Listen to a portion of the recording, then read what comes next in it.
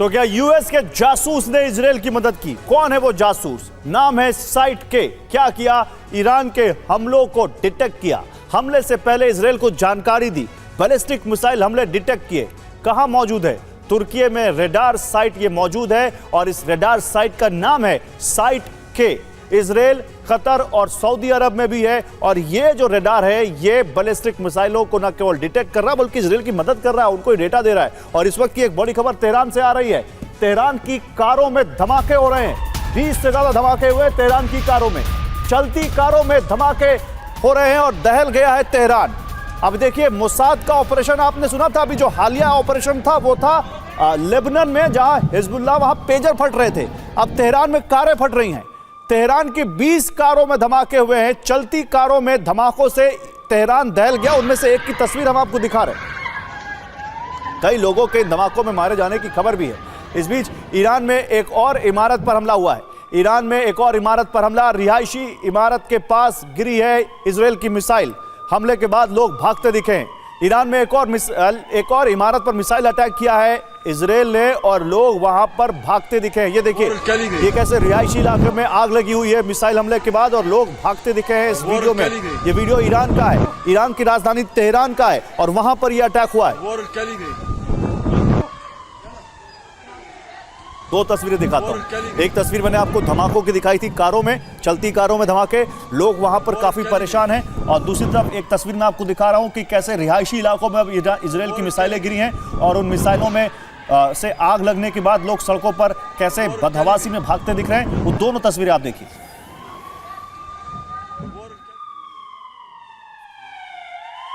मध्य Iran तक Israel का हमला हो रहा है। इस्फहान में मिसाइल हमले का वीडियो आया है। जहां हमला हुआ वहां पर भीड़ थी। अचानक मिसाइल हमले से कई लोगों के मारे जाने की खबर है। तो मध्य ईरान तक, एक वो हिस्सा जो इजराइल की तरफ है, थोड़ा सा आप कह सकते हैं तेहरान में उधर ही है, लेकिन मध्य ईरान तक अब इजराइल अपनी मिसाइलें गिरा रहा है। लोग मारे जा रहे हैं। कई 200 से ज्यादा लोगों की मौत की खबर आ चुकी। देखिए, जैसे लगता है भीड़ भाड़ वाले इलाके में मिसाइल गिरी है इमारत पर और कैसे जो शख्स वीडियो बना रहा था वो भी हड़बड़ा गया, शायद वो भी इस हमले की चपेट में आ गया।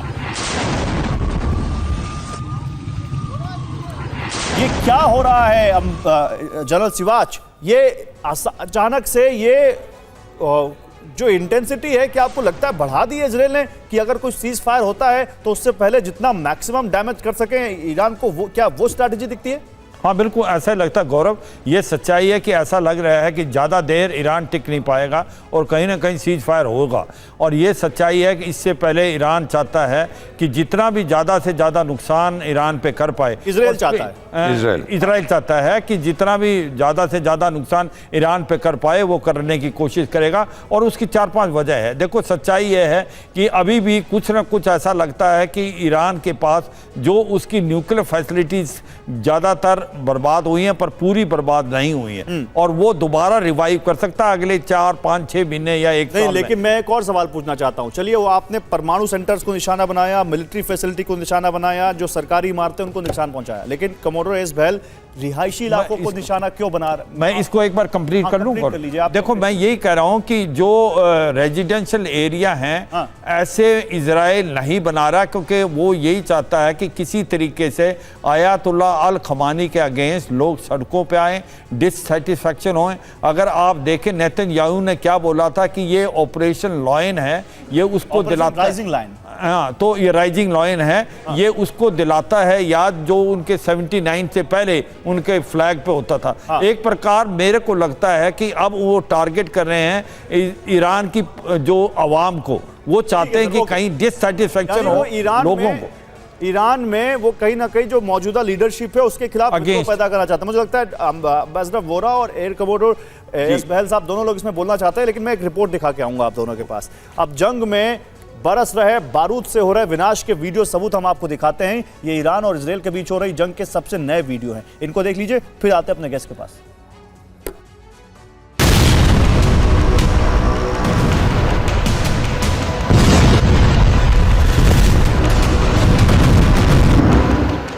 नतांज परमाणु ठिकाने के बाद इजराइल ने ईरान के फोर्दो न्यूक्लियर साइट पर हमला किया। फोर्दो न्यूक्लियर साइट पर हमले के बाद आग की ऊंची ऊंची लाल लपटें उठी और पूरे इलाके में गर्मी बढ़ गई। इसके बाद इजराइल की एयरफोर्स के निशाने पर आया ईरान का शाहरान तेल डिपो। तेल डिपो पर बारूद बरसा तो तबाही की तासीर 100 गुना हो गई। विनाश कैसा हुआ इसकी गवाही ये वीडियो दे रहा है।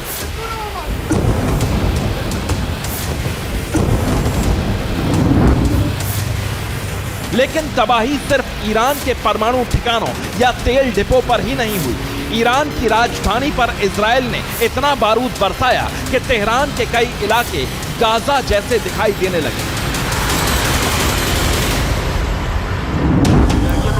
यह तेहरान में कुछ देर पहले हुई तबाही का सबसे नया वीडियो है। इजराइल के मिसाइल अटैक के बाद तेहरान में कई इमारतें जमींदोज हो गईं। यहां से कई लोगों के मारे जाने की खबर आ रही है। लेकिन तबाही सिर्फ ईरान में ही नहीं हुई, इजराइल के शहर भी तबाह हुए। ईरान की खैबर शेकन मिसाइलों के हमले को ईरान के डिफेंस सिस्टम नहीं रोक पाए। ईरान की बैलिस्टिक मिसाइलों के हमले से इजराइल का पोर्ट सिटी हाइफा दहल गया। देखिए कैसे ईरान की मिसाइलें इजराइल के हाइफा शहर पर कहर बनकर बरस रही हैं। ऐसा लग रहा है जैसे रात के अंधेरे में आसमान से आग बरसने लगी। ईरान का सबसे बड़ा हमला इजराइल के साइंस इंस्टीट्यूट पर हुआ। इजराइल के प्रतिष्ठित वाइजमैन इंस्टीट्यूट पर मिसाइल हमले का वीडियो सीसीटीवी में रिकॉर्ड हो गया। अब इजराइल की राजधानी तेल अवीव पर ईरान के मिसाइल स्ट्राइक का यह वीडियो देखिए। ईरान की ये मिसाइलें इजराइल के रिहायशी इलाकों पर गिरती हुई दिखाई दी। तेल अवीव में ईरान की मिसाइलों के कहर से भीषण आग लग गई। तबाही देखने के लिए भारी सुरक्षा के बीच नेतन्याहू यहां पहुंचे। Bureau report, TV9 Bharatvarsh.